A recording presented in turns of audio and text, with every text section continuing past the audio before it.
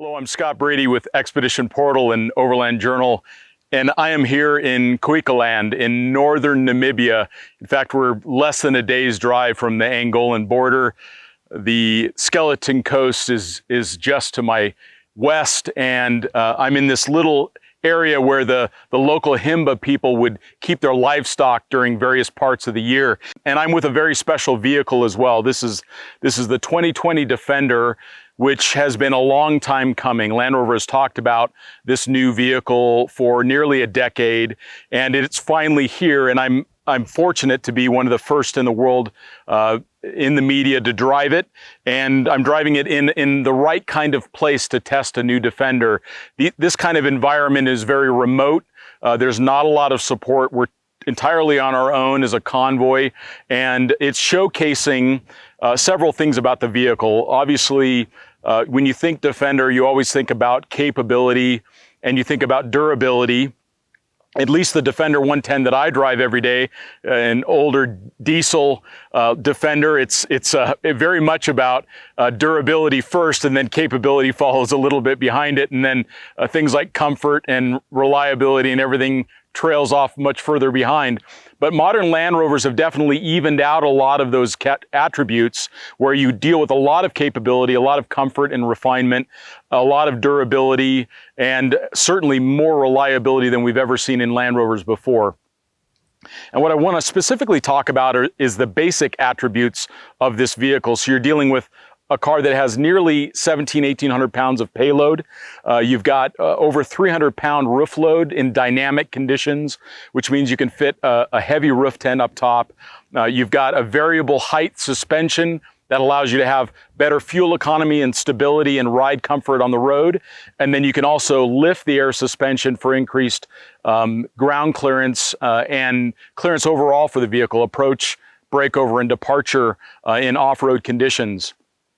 Now, this is my first day driving it, and overall the impressions are quite good. Very low driver fatigue at the end of the day.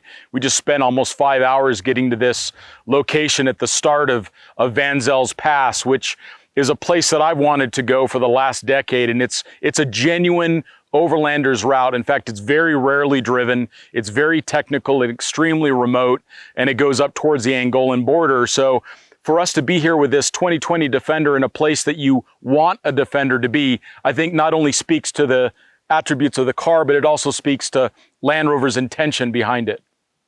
So we're nearly to the bottom of Van Zel's Pass, and this is one of the more technical sections of the trail. And just in front of me is the carcass of two vehicles that didn't quite make this descent or the climb. And the reality is that so much of this type of terrain has to do with driver confidence. It has to do with how the driver feels operating the vehicle. Do they feel confident coming down technical terrain like this? Is the braking predictable? Is the steering input predictable? Does the vehicle have good traction? Does it slide around, or does the suspension pop when it extends to its full articulation? And this vehicle is quite stable overall. Very good damping effect overall. Excellent traction from the Goodyear Duratrax, and also really compliant suspension. We're in the highest suspension mode, and we're still getting good articulation and not a lot of heavy topping. So as you can see, the Defenders are really doing it. Nice and slow. So we just dropped down the first shelf on Van Zel's. There was a small rocky climb leading up to the first descent. So quite a bit of impregnated rock, but also loose rock in addition to that, slightly cambered. Obviously you can tell that the risk is relatively high because the run out is so long and it's so steep. But overall, it's impressive how compliant the vehicle is, even at the higher suspension settings. That's typically the challenge with air suspension independent, is that once you raise it up, there's not much droop travel left or extension travel left. Whereas that's not the case here. It remained very compliant. You can see by the vehicles in front of us, lots of articulation remained as well. So here we are at the end of day 2. And we're descending down towards the Skeleton Coast, and we finished an epic day of driving. It was Van Zel's Pass to start the day off, which was a very challenging piece of terrain that really showcased the capability of the car. But then we spent 200 kilometers driving across the desert in mixed terrain, a lot of corrugations, all speed ranges all the way up to 70, 80 kilometers an hour across a large salt flat. And the thing that I took away from day 2 that was most salient is that this car is extremely comfortable to drive. And what I mean by that is not comfortable just purely in a luxury standpoint, but when you think about driving 200, 300, 400 kilometers a day in the dirt, that you can end the day like I have right now, and I feel nearly as fresh as the day started. So what I'm recognizing is it starts the day off with Van Zels, which showcases the capability. So it, to me, in my mind, it demonstrates that this is at the level of capability that you'd see out of a Jeep Wrangler, that you'd see out of a Toyota Land Cruiser with differential locks. You're seeing that level of capability. But then at the end of the day, I'm experiencing very low driver fatigue.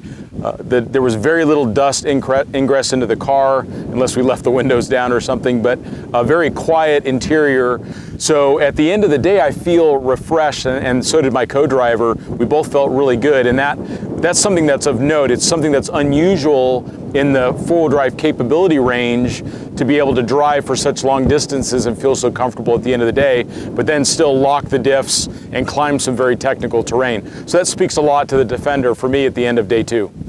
So we're here on our last day in Namibia, and we're coming into Sesfontein, one of the larger cities in this part of the country.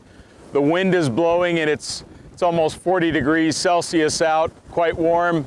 But now that I've spent so many days with this truck, I really want to kind of concentrate down everything that I've learned around really the basic principles of an overland vehicle, and that is starting with capability.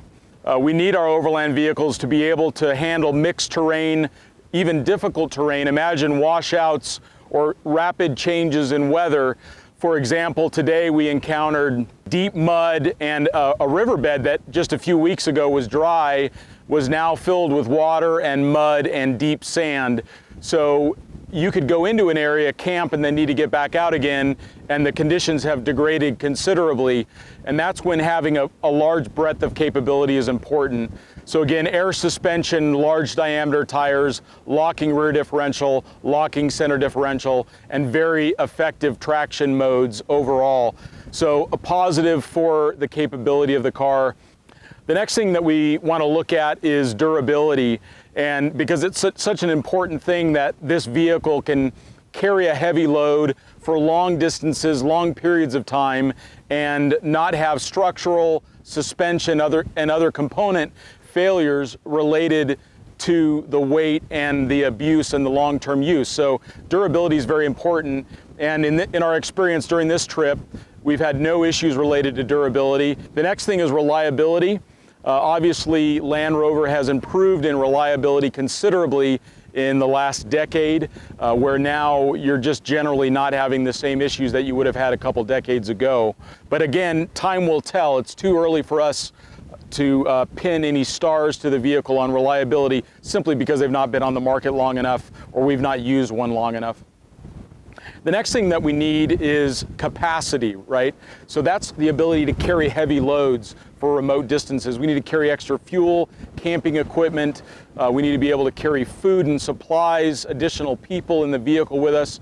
And most North American spec vehicles are just too light on payload. They simply don't have the capacity that we oftentimes need. So this vehicle has 1,600 to 1,800 pounds of payload, which is substantial. And a lot of that is because it's a 7-passenger, but also because it has air suspension, which means that the vehicle can adjust based upon the load in the car and still provide a good ride at all payload levels. So those are the things that we're really looking at overall is, does this vehicle capture the elements of an Overlander that are so critical to us? And so far in the testing that we've done, it absolutely does.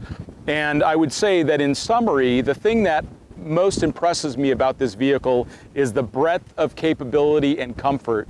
So if you're looking for something to do long distance travel in that you also want to have some technical terrain capability with, this new Defender is certainly checking all of those boxes. and in several cases is becoming best in class. And we'll elaborate that more on our detailed articles and reviews. But overall, this vehicle, I give it a thumbs up at initial testing. Impressive vehicle overall.